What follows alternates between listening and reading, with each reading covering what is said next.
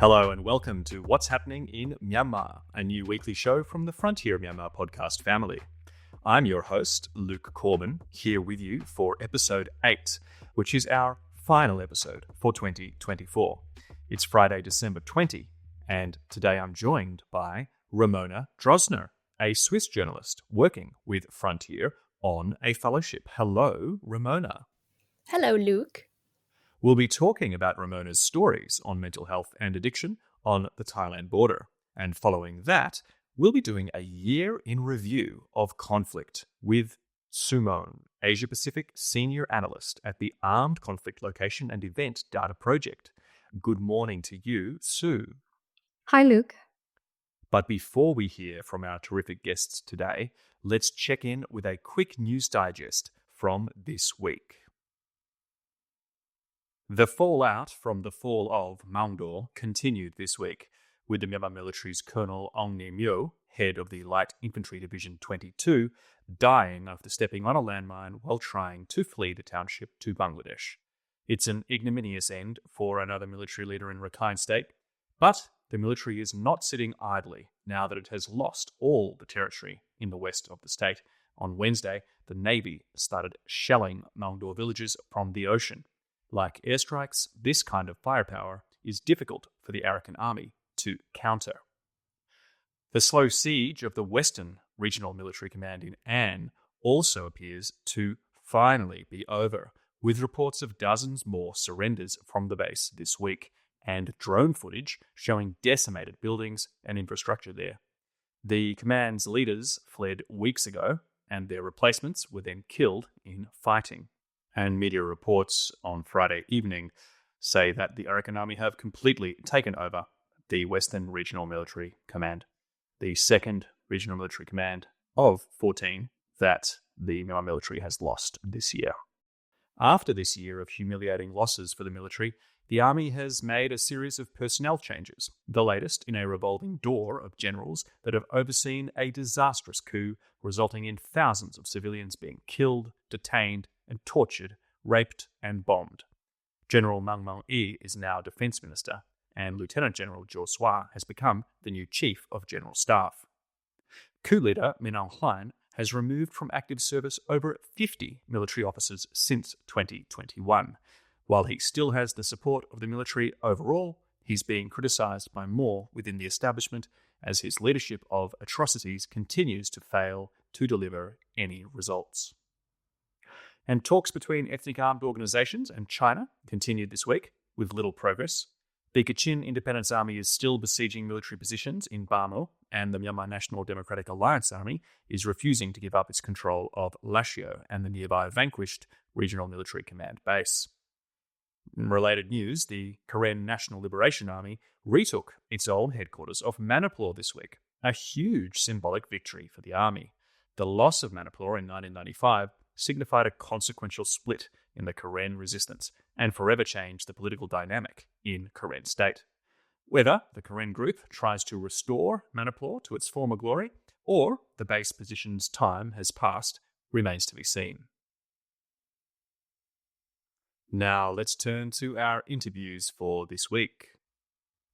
The COVID-19 pandemic and then the 2021 military coup compounded the difficulties that Burmese people face trying to access mental health services. Ramona, you've published 2 new feature stories at Frontier just this week on trauma, mental health, and addiction. You focus on how Myanmar communities are acquiring tools to tackle their mental struggles as they deal with challenges related to political exile, post-traumatic stress disorder, and living undocumented. But first, you're an established journalist in Europe. How did you come to do this reporting on Myanmar? For nearly 5 years, I was working for the Swiss public broadcast, mainly covering science and health topics, and psychology and mental health came across every now and then. And then this fall, I was looking for an opportunity to work abroad to broaden my horizon. And thanks to a fellowship funded by the Swiss Agency for Development and Cooperation, I had the opportunity to come here and work with the Frontier Myanmar. Unfortunately, because of the current situation, it was clear from the beginning that I could only do reporting from the exile, but I could at least travel for my reporting. And along the Thai-Myanmar border, I met very interesting people to talk to. And with my background on health reporting, it felt kind of natural to me to take a closer look at mental health issues. With so many people fleeing the country, I got interested in how they are holding up and how mental health support in general works in a culture that is so different to mine. Right, absolutely. And mental health problems, they're often understated or just ignored in most societies. But many diagnoses that are common elsewhere, like in Europe, they go either undiagnosed or they're heavily stigmatized in Myanmar communities. Where did you report from, and how did you find the communities there managing their mental health? I traveled to Mesot and Mesariang, two towns in northern Thailand, close to the Myanmar border, and met with exiled people there. And I have to say, I was pretty impressed how they are trying to help each other and handle this mental health crisis, which has to be seen as another enduring crisis for Myanmar. Because many people suffer from depression, from anxiety, or post traumatic stress disorder. And additionally, there is the intergenerational trauma many people suffer from after decades of being exposed to violence. But most of them won't receive any proper treatment, because there is no functioning mental health care system.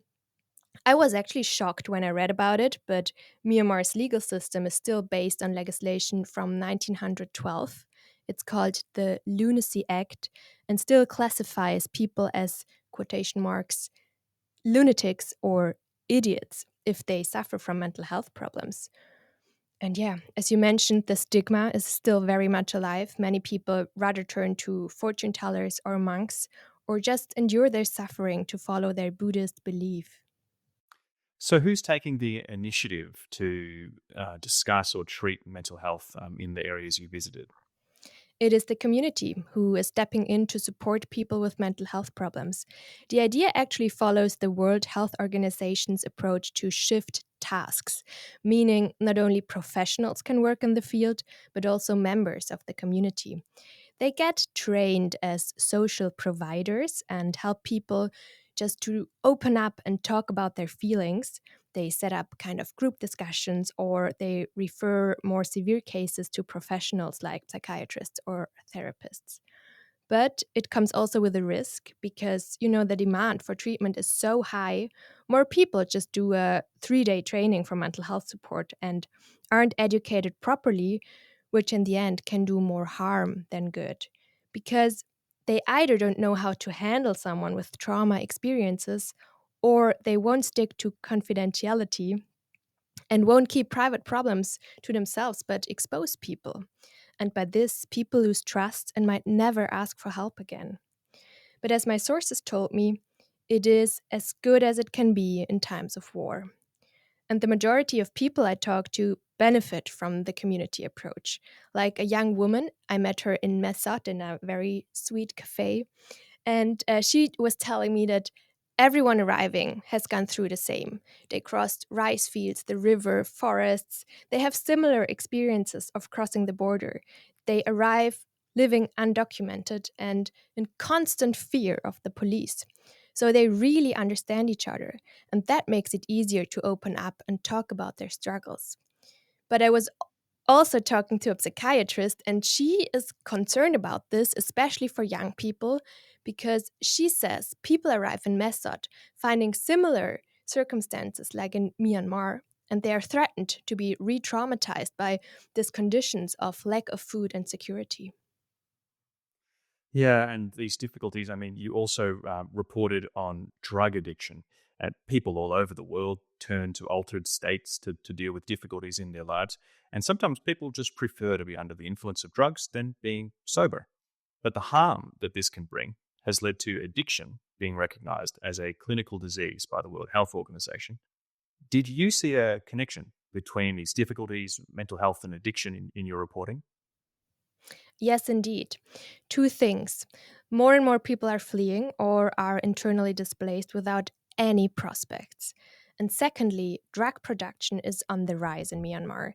It's not only opium, but also methamphetamine, which means prices are falling, and with it, the number of drug users rises. And sometimes, living in a crisis situation every day, people just want to feel happy again even if it's a short amount of time, a rush, but then they end up in addiction. I was talking to Benedict Hoffman of the UN's Office on Drugs and Crime, and he told me about his partners in Shan and Kachin IDP camps that people are exposed to drugs, whether they are looking for it or not. Arriving families, even, not only worry about education for their children, but how to keep their children away from drugs.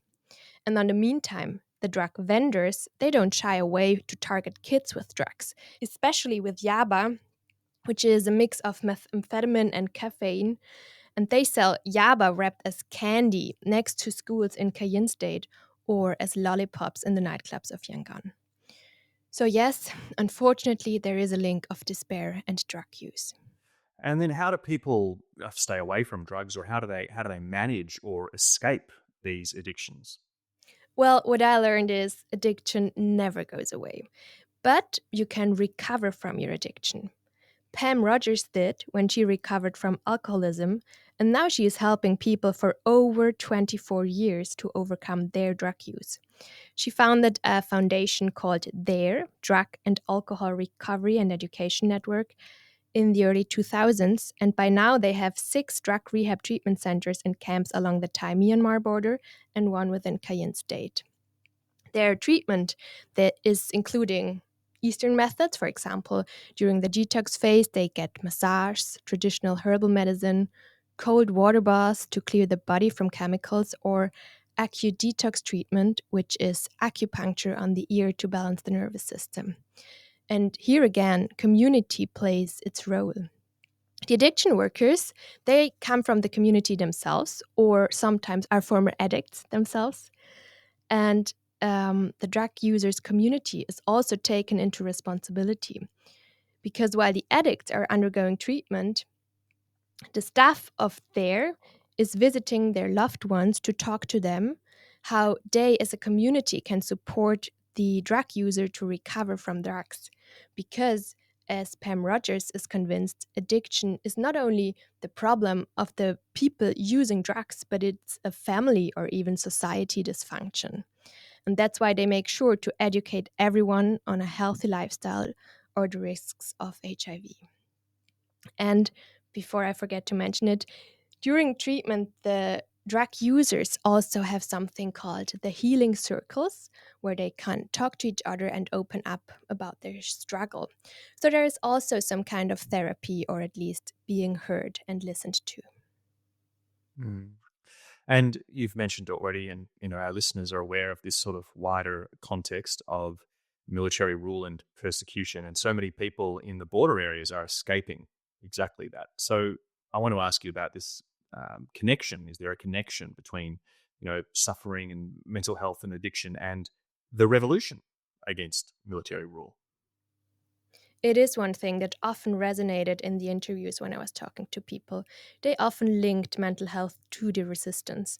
Like Joso Win from AAPP, the Assistance Association for Political Prisoners, and he was a former political prisoner himself and now runs the mental health assistance program at AAPP.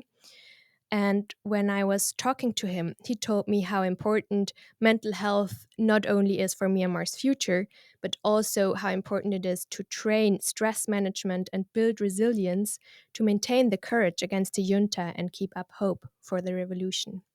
And in similar ways, Pam Rogers of DARE was talking about people who come to drug rehab.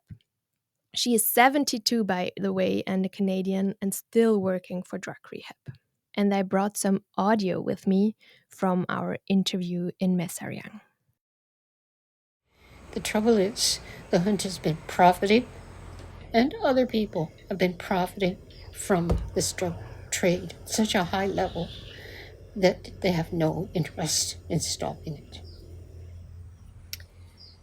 Genocide is high on the junta's list of ways to get rid of people, but using drugs as a weapon of war is one of them. So if you get people addicted to drugs, they can't fight back. There's no way you can. It's another way to kill them. So there's strategy behind it. Yes. And for us, I don't know if you noticed our motto, a free mind cannot be destroyed. So this means this is where the lights go on in people's eyes. We talk to them about this. They can take everything you own. They can burn your houses down. They can kill your relatives. They can rape your sister. But they can't take your mind unless you let them. So, if you don't take drugs or drink, or if you are taking them and you stop, they can't defeat you. They can't destroy you. So, and it's a kind of resistance. And this is what lights up people who've been in this protracted situation. So it's a way to fight back. Strong words from Pam there. And anyone who wants to contact DARE, the DARE network, can see the details in the show notes under this podcast. With that, I want to thank you, Ramona, for coming on the show. All the best with your continued reporting. Thank you, Luke. I also want to note that there are resources available in the Myanmar language for people struggling with mental health who are not on the Thailand border. And we've listed several of these options in the show notes below this episode. If you are concerned about the mental health of any of your Myanmar friends and colleagues, then please share these links on with them. Now, before turning to our next guest, it would be remiss of me if, after hearing from Ramona, I didn't remind you, dear listeners, to check whether you are a Frontier Myanmar member or not. Because for as little as $8 a month, you can support independent journalism in Myanmar and gain access to regular exclusive content direct in your inbox. Go to frontiermyanmar.net and click membership. But if you don't want to join, that's cool too. You can still read all of Frontier's feature stories, including Ramona's, for free on the website. Every week on this show, we report on conflict. But Frontier can highlight only some of the biggest conflict news each week, and dozens of deaths, battles, and more go unremarked upon by the media. The war in Myanmar is so diffuse and widespread that it's impossible for any individual media organization to credibly verify and keep count of the dozens of violent incidents that take place each week. Which is why it's excellent that other organizations exist with the sole purpose of recording, researching, and analyzing conflict data. The Armed Conflict Location and Event Data Project is one such organization. It's often known just as ACLED.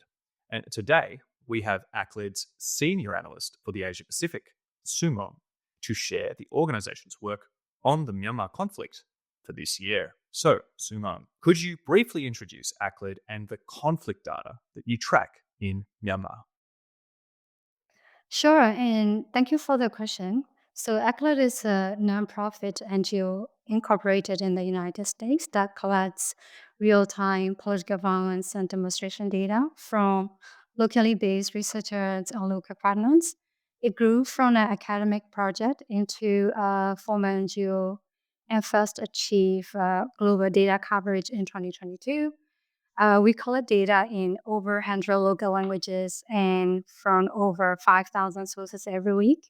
We have 65 local partners. We've collected over 1.5 million events to date from every country in the world, and our data is public and open access, and we release data weekly.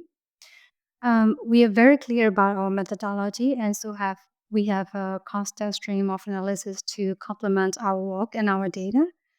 We track and record Myanmar conflict data the same way we track and record conflict data on Palestine or Sudan. So our data is comparable between contexts and scalable. We code battles, remote violence, and violence against civilians as political violence events, as well as we record demonstration and strategy developments. We also publish monthly regional overviews, analysis pieces by thematic issues and by regions, and conflict index and conflict watch lists, and also explainers, infographics, and expert comments. Thank you. And, ACLED is not the only organization trying to research conflict data in Myanmar. So how does ACLED differ from other organizations? For example, Myanmar-based organizations doing similar things like data for Myanmar or Myanmar Analytica? You're right. The number of organizations collecting and producing conflict data in Myanmar has grown in past years. A similarity between ACLAD and all the local organizations you mentioned is that we all provide free data for public users. The difference between data sets and data collection projects in general are the methodology, how we define conflicts, how we sort, and how we code data. So the unique thing about ACLAD is transparent, detailed methodology, which differs from local organizations and other conflict data sets. ACLAD records political violence events and demonstration data, so super useful for comparison work and for geographical and longitudinal analysis. So data from Myanmar tries to be more wide-ranging. They collect and report on like disaster impacts, robbery events, and gold prices change over time, which is different from us. And similar for Nyalan the Analytica, why ECLAD records only political violence and demonstrations data in Myanmar from 23 real-time sources. Nyalan did varying its sources based on the report they are working on at the time. While there will be overlap in data collection for event types such as airstrikes, attacks, property dispersions, the result can be very different depending on the agenda of the data set, the sourcing of these data sets, and of course, any biases that these data have. But there's much more to ACLAD's work than coding events, such as how we define conflicts and conflict characteristics, classifying actors, things like that. So understanding conflict is more complicated than just counting the dead or the number of political violence events. So ACLAD regularly releases a conflict index measuring conflicts across the world with 4 indicators: danger, diffusion, deadliness, and fragmentation. So Palestine currently ranks number 1 in the conflict index, followed by Myanmar. Palestine has the most diffuse and dangerous conflict by our metrics. However, Myanmar has most active armed groups, and Ukraine has the deadliest conflict. Again, our methodology decisions are transparent, and our guidelines and codebook are all available on our website. Okay, now let's get into the meat of why you're here. I want to split this into 2 sections. I want to ask you first about the raw numbers. How would you review 2024 compared to 2023, 22, and 21 when it comes to the incidence of conflict in Myanmar? I'm asking this at a very broad scale. Right. If we look back at this year, there are at least 3 notable trends to highlight compared to previous years. First, events that are related to territory changes, such as nonviolent transfers territory and non-state actors taking over territory event types, have increased in number this year. This really started from October 2023. Resistance group captured many towns and military bases and expanded their territory more in 2024 than in any recent year. ECLAD has recorded over 239 such events in 2024, with most events involving the Kachin Independence Army and the Arakan Army. The second would be abductions. Abductions by state forces have continued to grow year on year from 2021, and there were 472 such events in 2024. This is partly due to the military's enforcement of its conscription law this year. Myanmar has the most abductions of any country in the Asia Pacific, with China coming second. So Myanmar had 472 abduction events, while China had 104. And remember that China has a population 25 times bigger than Myanmar. Last but not least, in 2024, Myanmar also had the most incidents of violence against civilians in the whole Asia Pacific region. The military was overwhelming the perpetrator. ACLAD has recorded 8,135 violence against civilians events since the coup. That is more than the total number of such events in India, Afghanistan, and the Philippines combined. Thank you. Wow, that is a lot of food for thought there. You mentioned some of the reports and the analyses that ACLED periodically publishes. And recently, ACLED published its conflict watch list report for Myanmar in the coming year, 2025. These annual reports focus on likely changes in conflict dynamics. So, Su Mon, what do you see ahead for 2025? I think there will be new battlefronts in 2025. This is partly to do with the consolidation and partly tactical. Resistance group open battlefronts not only as buffer zones, but also for practical needs such as trade access for easier movement of forces, commodities, and to block, others' reinforcement and things like that. For instance, to consolidate resistance group gains in Shan State, opening new battlefronts in Mandalay region makes sense. Likewise, to consolidate gains in Rakhine State, new battlefronts need to open in Magui and Iari regions.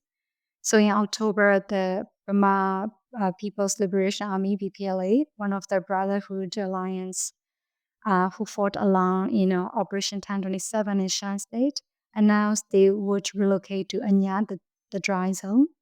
And just recently, after Arakan Army captured Moundo in major areas in Rakhine State, the People's Defense Force under the National Unity Government announced and the formation of a military command in Iari region adjacent to Rakhine State with the intention to infiltrate, fight along with EUs for territory gains. We mightn't see a surge in violence right away, as it takes time to prepare coordinated offensives, but it's likely these will be new flashpoints in 2025. And next thing, the military will keep talking about elections, but if they actually do attempt to hold limited polls in 2025, and they already reported that elections will be held in 161 out of 330 townships in Myanmar. Even if they do this for show, then election-related violence is likely, which will affect civilians. The military has said recently it plans to arm its proxy political parties for security. So political parties can register to arm their members for security duties, and the military will provide training, salaries, and weapons. These armed party members will likely be targeted by resistance forces, turning what could be merely a problematic and free and unfair election into a campaign of direct conflict. Last, we are likely to see more coordination between resistance groups. The recent military gains by the Arakan Army in Rakhine State are inspiring for many resistance groups and crushes the Myanmar military morale. The Arakan Army now controls the whole border region with Bangladesh, and it has taken most of the Western Regional Military Command in An Township, which will be the second to fall to resistance groups, leaving only Gua, Sitwe, and two other townships left to cede to fully control of Rakhine State. The military leadership is criticized by its supporters, and some battalions in Rakhine State surrender without even fighting. So coordination between resistance groups can take a while, but given 2025 will be a decisive year in the power balance, I think we are likely to see more coordinated offensives against the military. Well, yeah, all of those would be very consequential, and you heard it here first. Now, to finish up, I want to ask you about accessing ACLED's data. How do you go about it? For public users, if you are a humanitarian organization, human rights group, academic, media, then you have free and unlimited access to our data. And to a cloud conflict alert system cast, all you have to do is to register online, and there's a dashboard and export tool that allows you to download curated data by region or by theme and visualize the data. But for immediate use, we have tools like conflict exposure that measures the impact of conflict on civilians, trend finder, which visualize trends in the most recent ACLA data, and ACLA Explorer that calculates the number of ACLA events or fatalities. So you can easily find them and use them on our website. And we also have data literacy training for our partners and those who want to understand ACLA data sets better to tailor to their needs or to analyze and visualize. You can email assets@acladata.com with your questions and inquiries. We are happy to guide you through it. Thank you, Su Mon, for joining and providing us with those trends, conflict data, and predictions for 2025. Much obliged. Thanks for having me. And another thanks to you, Ramona. Your time with Frontier has concluded, so all the best for your future endeavors. All the best for you as well. So here we are, nearly at the end of the year. And to finish up, I want to say that today is the last episode of What's Happening in Myanmar for 2024. There will be no episode next week. We'll be back on January the 3rd. But there is plenty of content on the Frontier Myanmar website to tide you over during the holiday season, including a new feature this week on the future of the National League for Democracy. Now, let me say thank you to all of our listeners and supporters this year, especially everyone who has provided feedback on the show, and to all the members that have joined Frontier's events in person and online throughout the year. We couldn't have done it without you. So until next year, farewell and take care.